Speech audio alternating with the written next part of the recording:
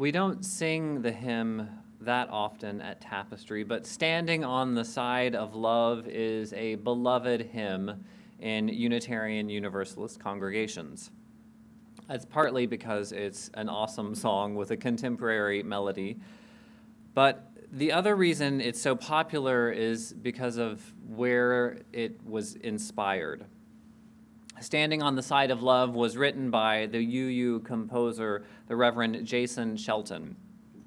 In the winter of 2004, Jason was in Boston at the Unitarian Universalist Association headquarters, and he was meeting with a group of other musicians there because they were putting together our newer hymnal, you know, the green one with the more contemporary music. That weekend, Jason also had a meeting scheduled with the president of our association, Bill Singford, at the time.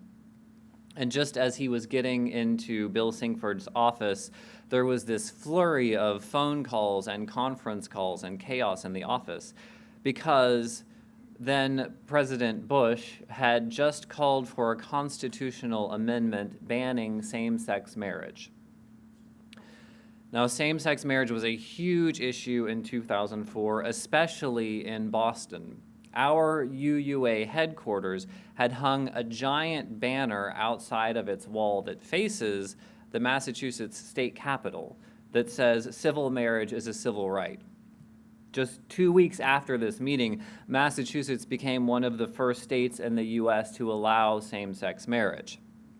We were in the thick of it.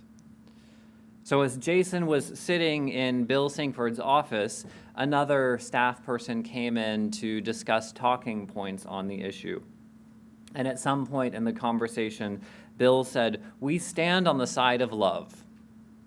And that phrase took root in Jason's heart immediately. Sitting there with his notepad, he wrote the chorus of the song. As he describes it, he says, "The song was there in the room. It was in the halls of the UUA." A short time later, Jason returned to his meeting of colleagues that were working on this hymnal project, and they noticed that he was distracted and asked him what was going on, what was on his mind. He explained that he was kind of working through this song in his head, so they asked him to share it with them. So he sat down at the piano and played and sang the chorus for the first time. When he turned around, he saw that all of his colleagues were weeping. In 2004, this issue of marriage equality was at the center of Unitarian Universalism, and standing on the side of love became the perfect rallying anthem for the movement.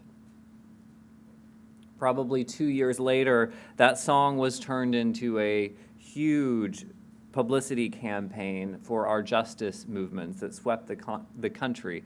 That's why we have our yellow Standing on the Side of Love banner. I have a stole. A lot of us have T-shirts. It's plastered everywhere.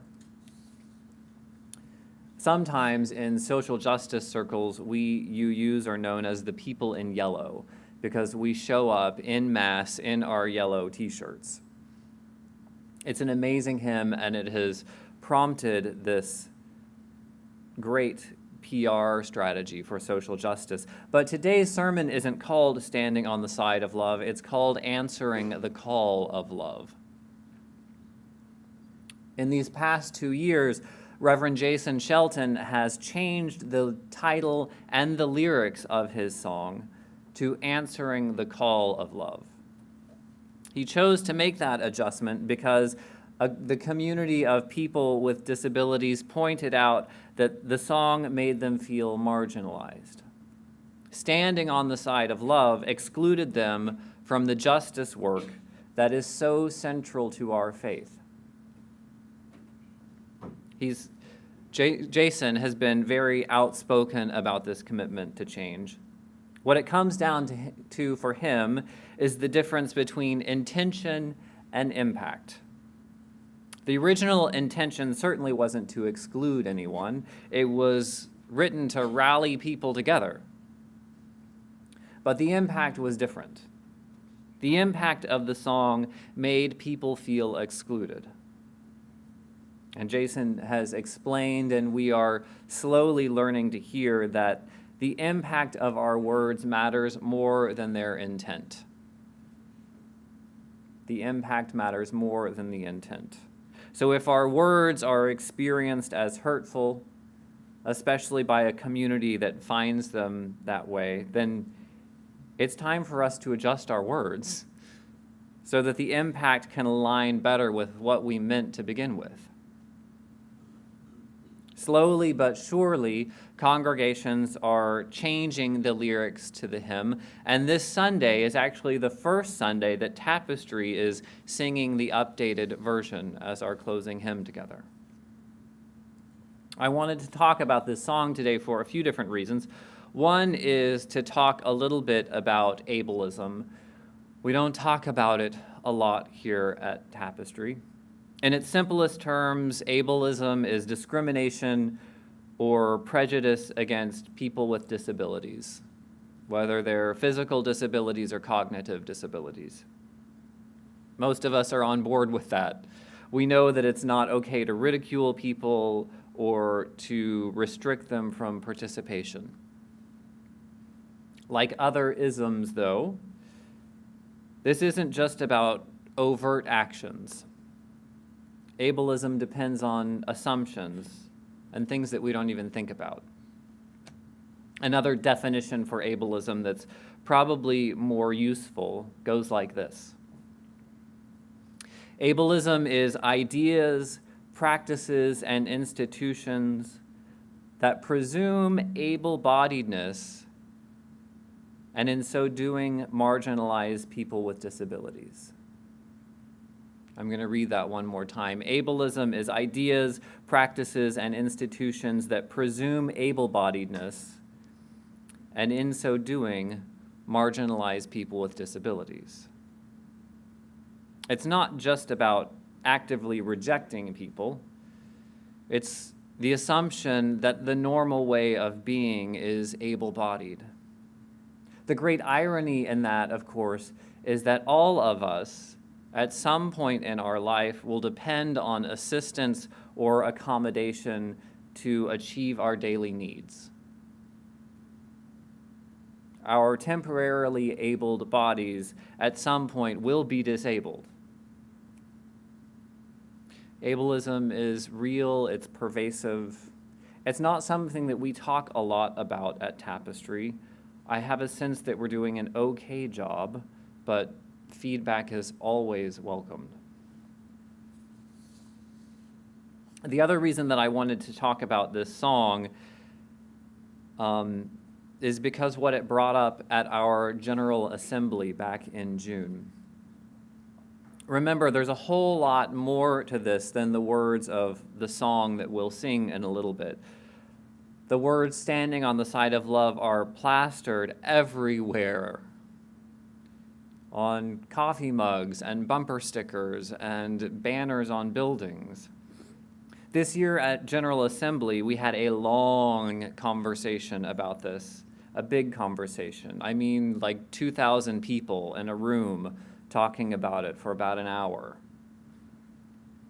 It unfolded in a fascinating way. It was sort of a blueprint for the way that we accept or resist change, whether it's ableism, racism, sexism, or any other group that feels marginalized. There are very standard responses that emerge, and it was fascinating to watch that. So to start this whole conversation, a handful of organizations were aware of Jason Shelton's rewriting of the song. They were actually pretty prominent organizations. They were the Transgender Religious Professionals, they were Black Lives of Unitarian Universalists, the youth and young adult who were there, which were like hundreds, and of course the community of people with disabilities. So together they drafted a resolution suggesting that we have a committee look at this phrase and see if we might change it. That's all that they were asking for, to start a conversation. I probably shouldn't have been, but I was pretty shocked at the level of resistance to change that just bubbled up immediately. The very first person to speak in opposition raised a concern that, to be honest, was in my heart a little bit. He was concerned about censoring our theological language. We don't think about this a lot, but a lot of our theological language relates to bodies. There's a lot of seeing and hearing and marching and dancing and, yes, standing. That's because we depend on our bodies to experience the divine and to respond to that in the world. Bodies are sort of inherently in religious language. And if we're concerned about this one hymn, what about all the others? Probably a quarter of our hymns talk about bodies doing things that not every body can do. As a faith tradition, we need language that's poetic, that's inspiring. We can't censor out all of that ability language. Do we really want to water down what religious language we have? What the speaker failed to realize, and what I failed to realize at that moment, was that the conversation was about one particular phrase, not our entire vocabulary, not our entire hymnal. And it's actually not just one phrase, it's the one that we invoke to talk about our commitment to justice and inclusion. Maybe we shouldn't scour our hymnal for every mention of physical action, but that's not what we were being asked to do. We were being asked to talk about one little phrase. Now, in a different but closely related piece of resistance, some people spoke about how beloved this campaign was. Though it had been around for a short time, standing on the side of love definitely sunk into our vocabulary across the denomination. And the appeal to tradition is very powerful. There's a sense of loss anytime we change. Letting go of tradition always requires a deep dive and a question of what is our purpose and our values.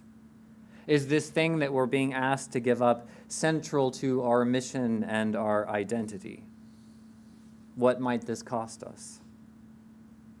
And sometimes the tradition is too close to the purpose to let go of. But this phrase came about in 2004.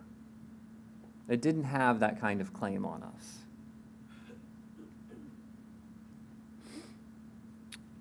A third piece of the conversation that arose at General Assembly,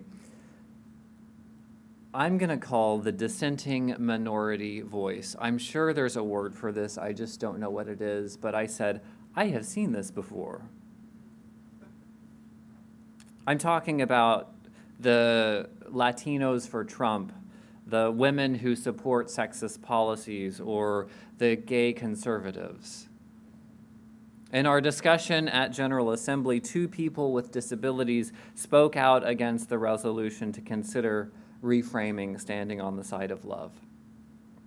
They spoke boldly in defiance of a strong coalition of organizations and really prominent leaders. And it can be very tempting for those in power to say, look, see, they agree with us. And they're directly affected by the problem. It may be Latinos that support a border wall, or women who think men should be paid more than women. Yes. I can't even wrap my head around it. But this thing comes up over and over again. If you agree with the dissenting minority group, it can be tempting to lift up their voice, especially when it's comfortable. And when we don't agree with them, and I just did this, we can get downright nasty. Being a minority opinion, especially when that opinion goes against the general consensus of your own group, takes tremendous courage. That list that I named earlier, the Latinos for Trump and the women that support sexist policies or the gay conservatives, that probably engenders some anger among you. We can disagree with them without attacking their character, though, or assuming that they have been duped or that they're unintelligent. The bottom line is an individual or a small dissenting group can't speak for the whole community. Two individuals can't speak on behalf of everyone with a disability any more than I can speak on behalf of all ministers. The dissenting minority voice is courageous. It may even be true sometimes, but it was not representative. Now, probably the most predictable argument against changing in any case, and this resolution in particular, is the appeal to money. Remember, there are thousands of t-shirts, banners, coffee mugs, bumper stickers, keychains, tote bags, everything. And if we change the campaign, what's it going to cost for everyone to change all of that stuff? Money is always one of the arguments against change. There's a financial cost to updating materials. I don't even know what that cost would be. There's also a financial cost, though, to not living up to our best selves. Folks don't invest in projects that don't have integrity, especially nonprofit projects. Whenever we talk about financial cost benefit analysis, we have to take a long view. The long view is that people support worthy and relevant causes. The more closely our actions match our vision and our values, the more likely people are to support us. That's true for any organization, Unitarian or otherwise. Sometimes living our values is expensive, but we can't afford to abandon them. Finally, after a good hour of heartfelt public debate, the resolution to create a committee to talk about changing standing on the side of love passed. It passed with a slim majority, though. I've heard it said that the only person that likes change is a wet baby. Even when it costs very little, even when it's clearly what our values call us to do, we resent change. Even we Unitarian Universalists. I wanted to share this debate because, as I said, it's sort of a blueprint for change and resistance. Maybe when we hear those voices the next time over whatever issue it is, we will be able to recognize them and remember them as standard. The final reason, though, that I wanted to talk about this movement to change the hymn is that making this kind of change is a spiritual practice. Whether it's on the large scale of Unitarian Universalist Association or our national conversation about Confederate statues, or our small personal decisions about the language we use in everyday conversation. We're called to come back to our core values. In his sermon about the song, the Reverend Jason Shelton said, "Perhaps the process of adapting our language to be as welcoming and inclusive as possible is a spiritual practice." I believe that deeply. You've heard me say language matters. And choosing to embrace growth matters. The conversation that we had together as a denomination wasn't just about language or a committee. It was a conversation about our priorities. through a long, loving, and I would say laborious conversation, we finally agreed that our priority is not to maintain tradition or to save money. Our priority is making room at the table and knowing that in doing so, we will be changed for the better. Amen.